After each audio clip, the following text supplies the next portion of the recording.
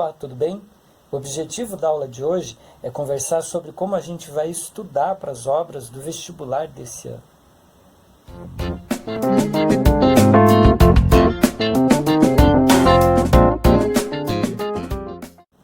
A intenção é começar falando brevemente sobre as obras. A intenção dessa videoaula de hoje é tratar a respeito das obras de filosofia. Depois, naturalmente, eu também vou conversar a respeito das obras de sociologia. De filosofia, são 5 livros que passam desde os pré-socráticos até a filosofia moderna, né, pós-Segunda Guerra Mundial. Então, a gente tem Heráclito, Platão, depois a gente tem Maquiavel, no início da modernidade, John Locke e Hannah Arendt. Ok? Então, essas são as 5 obras de filosofia que a gente tem para estudar, e eu quero conversar um pouquinho com vocês a respeito de cada uma dessas obras, traçando um panorama geral e também de como a gente precisa se organizar para estudar cada um desses textos e autores.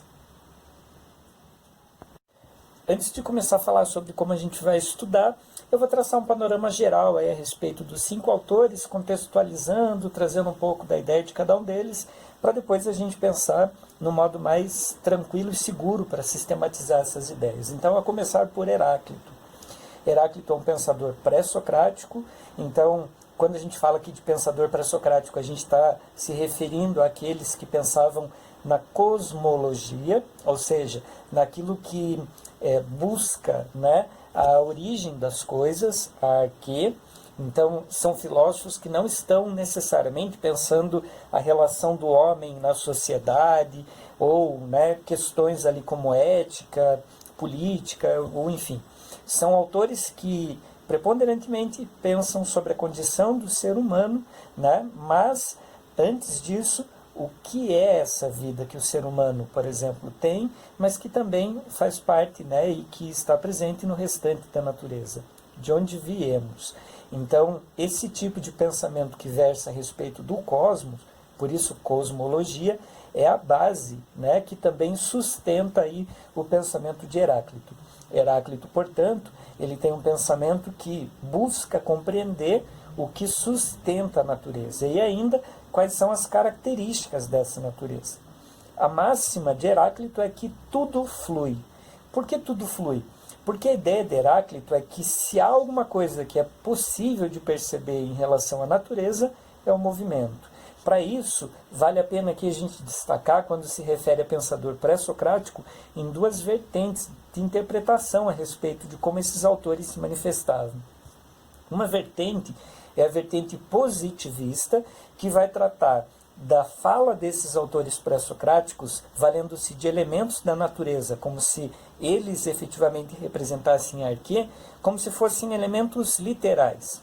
Por que os positivistas trataram dessa leitura literal desses filósofos pré-socráticos? De algum modo, para mostrar que, por não terem ciência, mas que, né, enfim, por serem pensadores antigos e por buscarem compreender a natureza, eles tinham um pensamento pré-científico, como se fosse uma espécie de uma forma de conhecimento anterior à tabela periódica, por exemplo, né? Então, buscando elementos, buscando coisas no sentido literal. Por outro lado, a gente tem uma outra forma de interpretação, aí, como por exemplo aquela feita por Nietzsche, desses autores pré-socráticos, que é a forma poética metafórica, que é o meio de interpretação que a gente vai se valer quando, por exemplo, falar desses pensadores, né? E aí, quando Heráclito, por exemplo, afirma que tudo é fogo, ou que o fogo é a arquê, a gente não vai fazer a leitura literal de que o autor acreditava que, de fato, as coisas eram feitas de fogo, mas que, na verdade, o fogo é a representação, pela via da metáfora, do movimento.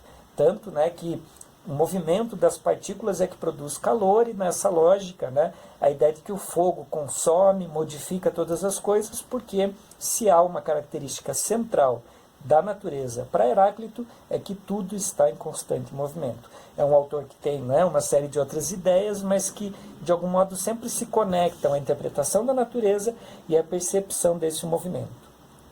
Já o segundo autor, ainda da filosofia antiga, Platão.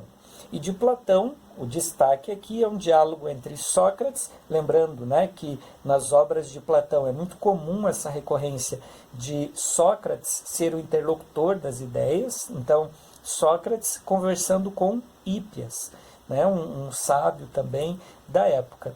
O objetivo desse diálogo entre Sócrates e Hípias, né, registrado por Platão, é aquilo que remete a pano de fundo do próprio pensamento socrático-platônico, que versa a respeito da origem do conhecimento. Então aqui a gente já pensando a partir de Sócrates e Platão, a gente não tem mais um pensamento cosmológico, a gente tem agora um pensamento antropológico. Essa transição dos pré-socráticos para os socráticos tem como principal característica essa mudança na busca filosófica. Não mais buscando a arquê, por exemplo, da natureza, mas agora querendo compreender quem somos, a natureza humana. Okay? E aí nessa perspectiva, né, inclusive de uma via de autoconhecimento, por isso, né, uma das frases bastante fortes aí, conhecidas de Sócrates, que ele inclusive utilizava como lema de seu pensamento, era a inscrição no templo de Apolo, em Delfos, né, conhece-te a ti mesmo. Essa ideia de pensar sobre a própria condição humana e sobre de onde vem esse conhecimento é o pano de fundo para o diálogo entre Sócrates e Hípias. Porque no diálogo, Sócrates busca, né, por meio ali da ironia, mas também de um processo maiêutico, mostrar, sobretudo para Hípias, que o que ele sabe a respeito do belo, que é o problema, o mote ali da discussão, é algo que, se existe uma compreensão rasa, superficial, a partir da superficialização, que seria da particularização, do exemplo, da aplicação, ou ainda do mundo sensível, existe uma ideia de belo muito maior no mundo inteligível. E aí a gente vai traçar todas as discussões oriundas dessa relação dualista, né? Então, esses dois são os pensadores que a gente fecha o bloco aí da antiguidade. Depois desses pensadores antigos, a gente tem dois pensadores dessa modernidade, né, naquele tipo de pensamento que ele é bem característica, marcado inclusive tendo como pontapé inicial um dos nossos autores, que é Maquiavel. Maquiavel praticamente deu tom aí para muito, né, da filosofia moderna, e a obra dele em específico não é O Príncipe, mas é a obra que ele discute e transmite uma série de ensinamentos a título livre.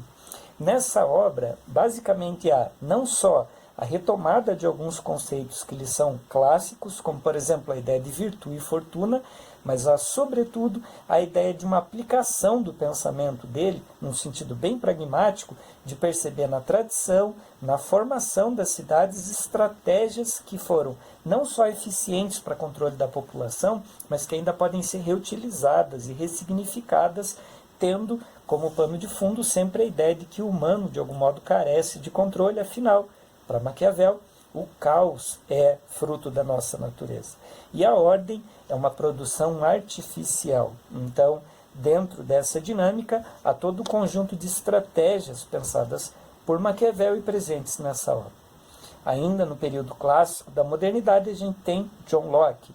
John Locke, ele já tem uma obra com um outro olhar, né, não mais numa vertente política, porque o objetivo da obra, né, da nossa bibliografia desse ano, de John Locke, diz respeito ao entendimento humano, como a mente funciona, ou seja, epistemologia. Essa lógica de epistemologia, do que a epistemologia busca, basicamente se refere a querer saber como a gente aprende, como a nossa mente funciona. E dentro dessa dinâmica, então, John Locke vai estabelecer a máxima da chamada tábula rasa, ou seja, para John Locke, a gente nasce como se fosse uma folha em branco e são as experiências que vão preenchendo a nossa mente e vão nos trazendo repertório de conhecimento, dos quais, por exemplo, depois a gente consegue complexificar, relacionando-os e assim por diante. Portanto, a gente tem aqui um dos pensadores clássicos do empirismo moderno, John Locke. Por fim, uma autora já mais recente, mais contemporânea, né, de produção posterior à Segunda Guerra Mundial, que é a Hannah Arendt. Então, a obra dela discute sobre a condição humana, inclusive tese que é central da obra e que intitula, né, esse estudo, E dentro dessa perspectiva da condição humana, Hannah Arendt busca entender não mais dentro daquela ideia de uma natureza no sentido de uma essência, mas Hannah Arendt discute quem somos na medida em que nos fazemos a partir das interações sociais. E esse fazer a partir dessas interações sociais está intimamente ligado a um processo político. Então, a discussão de Hannah Arendt dentro dessa questão do fazer humano, de fazer-se humano, dentro, imediado a partir das interações, é também uma discussão política. E aí, claro, né, o que tem por objetivo dessa obra é também conscientizar esse papel político que a gente tem dentro de uma sociedade. Por fim, a ideia é que, mais do que apresentar essas obras, é só mostrar de um modo bem geral, inicialmente, naturalmente, até porque a gente vai estudar muito a respeito disso, por onde passam aí esses pensadores. E uma vez feita essa apresentação, agora eu quero conversar com vocês sobre como é melhor a gente estudar isso tudo. Bom, eu já falei brevemente sobre cada um dos autores de filosofia, esses 5 primeiros, e a intenção agora é falar um pouco sobre como a gente vai estudá-los. Claro que a respeito do estudo, muito é individual, de como cada um aprende, de como cada um sabe a sua melhor maneira de compreender o conteúdo, claro. Mas, né, apesar disso tudo, a gente vai traçar aqui algumas linhas gerais que dizem respeito ao nosso trabalho e à sistematização de todo esse encaminhamento de apreensão dessas teorias, desses autores. E para isso, basicamente, a gente vai se valer de 2 estratégias, ok? Que serão, né, iguais a todos os autores e que vai ser repetida aí ao longo de todas essas próximas 5 semanas, que, né, são desses próximos autores. A gente sempre vai seguir a primeira estratégia, fichamento do texto. A ideia de fichar o texto diz respeito a ler o texto com atenção na íntegra, destacar aquilo que é mais importante e depois fazer uma ficha em que constem estes destaques. A ideia desses destaques do autor, né, das ideias centrais do autor, é justamente para a gente começar a peneirar do texto e retirar aquilo que é central para a nossa análise e, sobretudo, para a nossa compreensão. Então, o fichamento, mesmo sabendo, né, que são textos não tão curtos, embora não sejam lá o livro todo ou o capítulo todo, pelo contrário, são trechos, mas, né, são anotações aí que também não podem extrapolar tantas páginas assim, porque o objetivo é se tornar algo que você leia e relembre do autor, e estude o que é central do autor. E não dá para pensar que aí num universo de 7, 8 páginas, a gente vai fazer um fichamento com 5, 6 páginas e encolher quase nada do texto original, entende? A ideia é justamente encolher esse texto, retirando exemplos, repetições das ideias para ficar com aquilo que nos é central. Então, essa é a primeira estratégia. E uma segunda estratégia que a gente vai adotar também de estudo sobre todos os autores, né? Então, aplicado a todos os autores, é preencher no Moodle, aos poucos, claro, uma espécie de dicionário de conceito de cada um desses autores. Então, eu vou deixar sempre postado, né, ao longo das semanas no Moodle uma sequência de principais conceitos que constam no texto, né, respectivo ali ao nosso estudo, para que, e aí isso tudo vai ser organizado, bem ordenado, né, para que cada grupo de alunos em específico preencha um verbete. O nosso objetivo é qual? No final aí dessas 5 semanas, a gente ter um fichamento de cada um desses autores e preenchido aí um dicionário de conceitos. A ideia do preenchimento do dicionário de conceitos é algo que vai se construindo coletivamente e a gente não tem pressa por fazê-lo, porque, claro, quando a gente estiver lá próximo ao vestibular, sabe-se quando vai ser, né? A gente vai ter bem estruturado aí, não só a leitura, né, as nossas anotações, mas também um documento de escrita coletiva sobre pontos que mais nos chamaram a atenção e que são importantes da obra. Às vezes, você lê e relê a obra e não se atenta a determinado aspecto que o autor discutiu ali no texto, E que o teu colega, de repente, na primeira leitura, não percebe uma série de coisas que você, por exemplo, percebeu, mas consegue chegar numa questão que te escapou. E é justamente essa compreensão coletiva, portanto colaborativa, também uma estratégia nossa aí, mas que sem grandes preocupações a gente vai fazer com bastante calma para ter bastante qualidade também, ok? Bons estudos!